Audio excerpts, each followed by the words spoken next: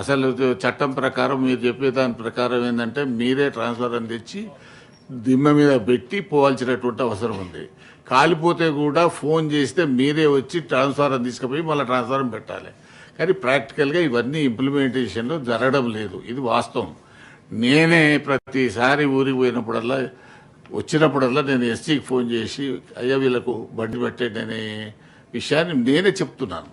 ఇది ఇంకా మధ్యలో సాక్ష్యం కూడా కాదు. నేనే స్వయంగా ఫోన్ చేసి ఎస్సీకి మన సబ్ స్టేషన్కి సంబంధించినటువంటి ఏఈకి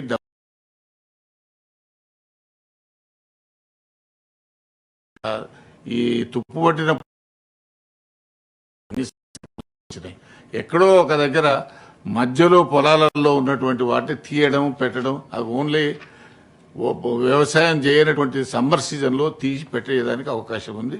గతంలో కూడా ఒకసారి పెద్ద మ్యాసివ్ వీటి మీద అది కూడా తీసుకున్నారు. కాబట్టి అటువంటిది ఏదైనా తీసుకోండి. కానీ ఇంత మీరు చెప్పినంత స్మూత్గా గ్రౌండ్ లెవెల్లో లేదు. ఇది వాస్తవమైనటువంటిది.